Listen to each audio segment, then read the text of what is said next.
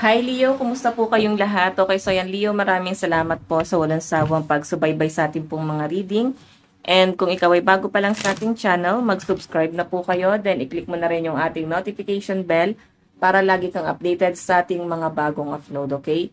So Leo, sa mga interested naman sa ating private reading, nasa description box below lang po yung link ng aking Facebook, message nyo lang ako.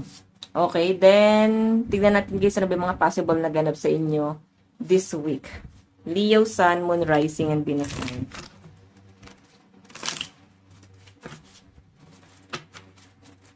Leo, Sun, Moon, Rising, and Venus sign.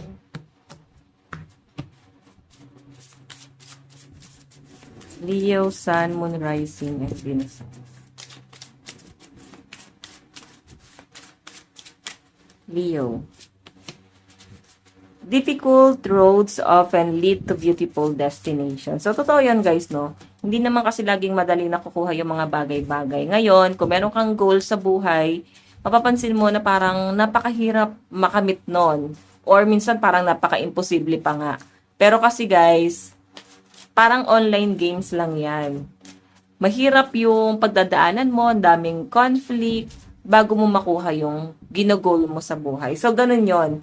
Kumbaga, after ng success, kailangan mo muna talaga na i-challenge yung sarili mo. Parang ano nga, there's a rainbow after the rain, di ba? So, ganun din sa buhay ng mga Leo dito. Okay? So, wag mo na susukuan dito. Nakita ko mukhang enjoy naman ng ibang Leo dito kung ano naman yung sinisimulan mo. Kumbaga, mag-enjoy ka naman dyan, natahakin yan, landas na yan. Kahit medyo challenging para sa inyo guys. Kumbaga parang, yes, nandun yung pressure, pero at the same time, gusto mo naman yung ginagawa mo, hindi mo na mararamdaman yan na nape-pressure ka pala talaga. Okay, tignan natin. Leo.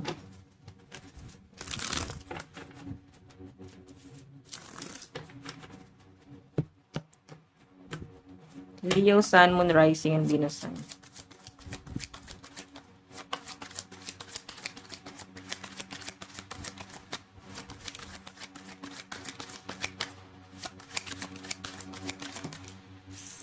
Meron tayong Six of Gems, generosity. Okay, so ito naman kasi guys, siguro patungkol sa pagtulong to. Okay? So siguro may mga Leo dito na parang gusto niyo ng someone na tulungan kayo kasi may mga mabigat dito na napasanin ng mga Leo tas parang hindi nyo alam kung paano kayo magso-survive, no? Kung paano nyo guys iaalis yung sarili mo sa ganong klase ng sitwasyon. May mga give up na yung ibang Leo dito. Kumbaga parang may mga sinacrifice ka para doon sa magandang destinasyon na gusto mo na makamit, no? So, again, yung mga binitawan mo, mga bagay na mahalaga sa inyo, tanongin mo yung sarili mo kung worth it ba na binitawan mo yung bagay na yon. Meron bang magandang kinahantungan? Okay, tignan pa natin. Kung meron bang magandang patutunguhan yung bagay na yan, di ba? So again, dun tayo sa additional message. Meron tayong let go. Diba yan, no? Kakasabi ko lang, may mga na-let go ka. Pangarap mo, may mga sinacrifice ka para sa isang tao or pwedeng sa isang pangarap na akala nyo guys ay panghabang buhay na magiging masaya. So pwede kasi guys panandali ang masaya lang to. Kumbaga, pag gustong-gusto mo yung isang bagay, pag meron ka ng natatapakang mga tao, makamit lang yung bagay na yun, guys, hindi magiging maganda yung outcome. Darating at darating pa rin kayo sa sitwasyon na parang may hirapan pa rin kayo na makuha yun. Kumbaga parang ipaparamdam sa inyo ng tadhana na hindi to nakatadhana para sa inyo. Okay? Kasi hindi mo siya kinuha ng madali. Kinuha mo siya na may mga tao kang nasaktan. Pwedeng ganon. Or may mga taong nag-sacrifice. Tignan natin. Additional message.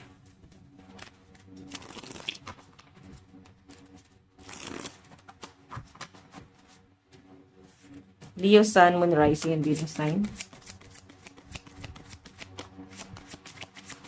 Leo.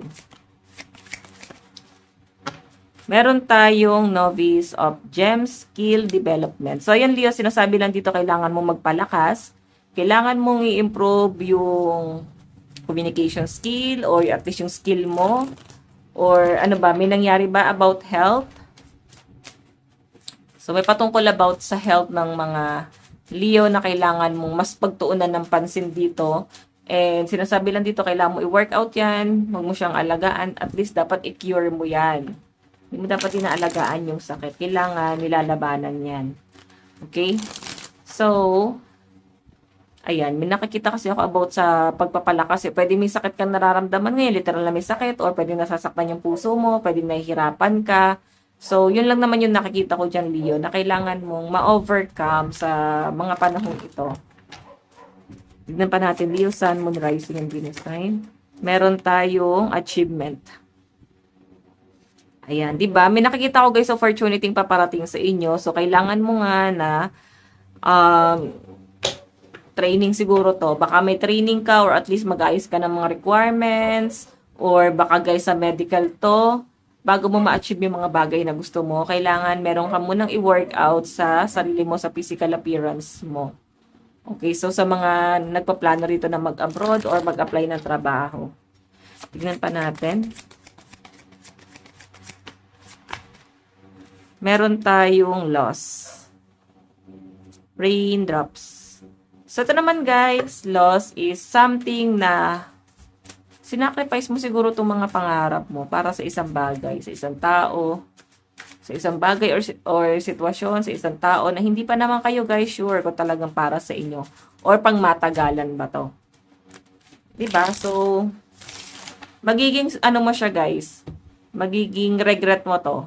Kasi medyo nagiging impulsive ka sa mga decision mo. Tignan pa natin. Meron tayong walk away, raindrops. So, ayan. Yung mga pinili mo, yung mga decision mo sa buhay mo, guys, ang nakikita ko dito, Leo, hindi ka pinanindigan.